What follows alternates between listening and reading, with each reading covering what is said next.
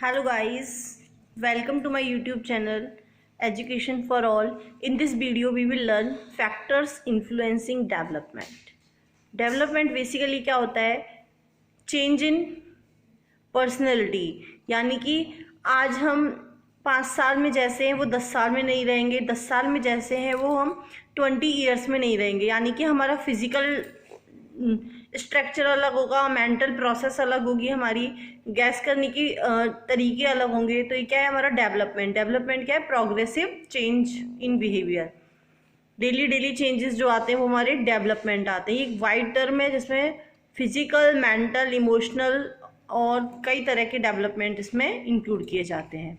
तो कौन कौन से फैक्टर्स हैं जो कि किसी भी चाइल्ड के डेवलपमेंट को इफेक्ट डालते हैं, प्रभावित करते हैं, इन्फ्लुएंस करते हैं। तो सबसे पहले न्यूट्रिशन, यानी जो कंसेप्शन पीरियड से लेके और आफ्टर कंसेप्शंस के पीरियड में बच्चे को क्या क्या न्यूट्रिशन मिल रहे हैं, ये लाई करता है कि जो बच्चे का डेवलपमेंट है वो कैसा होगा। अर्ली स्टिमुलेशन, यानी जो एक्सरसाइज बच्चे को कराई गई है उसकी अकॉर्डिंग वो किस तरीके से इन्वायरमेंट को, अपने आसपास के जो इन्वायरमेंट है उसको एडॉप्ट करता है। चाइल्ड रियरिंग प्रैक्टिसेस, यानी कि इसमें आ जाएगा कि जो चाइल्ड है जिसको जैसा उसका अपब्रिंग हुई है उस तरीके से उसका हेरिडिटी और इन्वायरमेंट का उस पर इफेक्ट पड़ता है। Now factors influencing growth and development. ऐसे कौन से फैक्टर हैं जो कि ग्रोथ को, किसी भी बच्चे की ग्रोथ को, किसी भी बच्चे के डेवलपमेंट को इफेक्ट डालते हैं, प्रभावित करते हैं, इन्फ्लुएंस करते हैं। तो ऐसे इंटरनल फैक्टर कौन कौन से जो इंटरनली बच्चे पर इफेक्ट डालते हैं? तो इंटरनली जैसे हेरिडिटी फैक्टर्स हो सकते हैं कुछ, यानी कि कंसेप्शंस के टाइम पर जो भी जीन्स और क्रोमोसोम्स हैं और ये ट्रांसफ़र हो जाते हैं। क्या ट्रांसफ़र हो जाते हैं?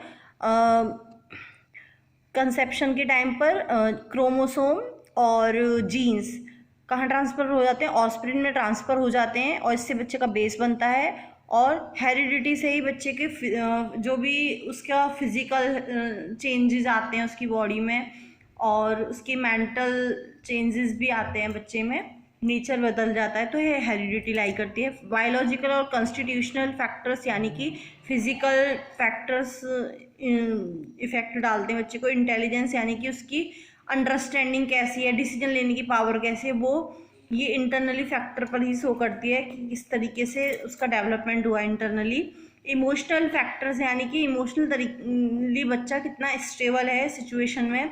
सोशल नेचर, यानी कि बच्चे के अपब्रिंग किस तरीके से हुई है, बच्चा एक्सट्रोवर्ट पर्सनैलिटी का है, इंट्रोवर्ट पर्सनैलिटी का है, बच्चा अपने में रहने वाला है या फिर सोसाइटी में भी रहने वाला है, एक्स्ट्रा ऑर्डिनरी बच्चा है, किस तरीके से। ये सारे जो इंटरनल फैक्टर्स हैं डेवलपमेंट को इफेक्ट डालते हैं। अब हम पढ़ेंगे एक्सटर्नल फैक्टर्स। एक्सटर्नल फैक्टर्स कौन कौन से जो कि डेवलपमेंट को, किसी भी चाइल्ड का जो डेवलपमेंट हो रहा है उसको इफेक्ट डालते हैं। तो सबसे फर्स्ट है environment in the boom of the mother. Mother के गर्भ में ही बच्चे का जो इन्वायरमेंट मिलता है वो इफेक्ट डालता है। ये जो बूम है मदर का, ये पहले इंटरनल में आता था, बट कुछ टाइम बाद इसको एक्सटर्नल में बता दी, क्योंकि बच्चे को जो भी बाहर का इन्वायरमेंट मिल रहा है वही उसको इफेक्ट डाल रहा है। तो फिजिकल एंड मेंटल हेल्थ कैसी है मदर की ड्यूरिंग प्रेगनेंसी, ये भी बच्चे के फिजिकल एंड मेंटल हेल्थ पर इफेक्ट डालती है। और सिंगल चाइल्ड और मल्टीपल चिल्ड्रन का नरिशमेंट कैसा है, न्यूट्रिशन कैसा मिला है, यानी कि ट्विंस बच्चों के लिए ज़्यादा न्यूट्रिशन चाहिएगा। क्वालिटी एंड क्वांटिटी कैसी है न्यूट्रिशन की इम्ब्रियो टाइम पर, तो ये मदर के इम्ब्रियो टाइम पर, तो ये भी इफेक्ट डालता है। एक्सटर्नल फैक्टर्स जो कि बच्चे के डेवलपमेंट पे इफेक्ट डालता है। और नॉर्मल बच्चे की डिलीवरी हुई है, एबनॉर्मल हुई है, इससे भी बच्चे के डेवलपमेंट पर इफेक्ट पड़ता है। और जो हार्मफुल रेजेस हैं जो सन से निकलती हैं, रेडिएशंस, एम्ब्रियो के टाइम पर यानी भ्रूण के टाइम पर, जब बच्चा माँ के गर्भ में होता है कंसेप्शन टाइम पीरियड पर, तो किस तरीके से इफेक्ट डालती हैं।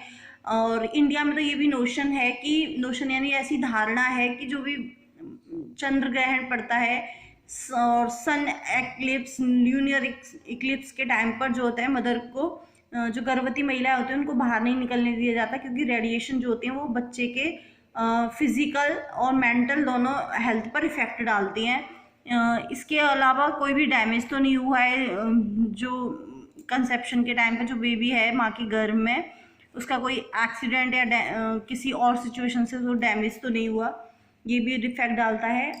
Now environment available after birth, ये तो हमने during birth with in birth पढ़ा था, बच्चा जन्म नहीं लेता कंसेप्शन टाइम का था। आफ्टर कंसेप्शन टाइम पर इन्वायरमेंट क्या के लिए क्या क्या इफेक्ट डालता है। Accidents and incidents in life में कोई भी एक्सीडेंट हो जाए या कोई भी इंसिडेंट सिचुएशंस ऐसी आ जाए तो वो बच्चे के इन्वायरमेंट को चेंज करेगी, उससे बच्चे का डेवलपमेंट भी चेंज होगा। सपोज किसी बच्चे का एक्सीडेंट हो गया, उसके पैर चले गए तो उससे फिजिकल डेवलपमेंट रुक जाएगा। फिजिकल डेवलपमेंट यानी फिजिकल स्किल्स जो भी बच्चे को गेन कर सकता था वो नहीं कर पाएगा।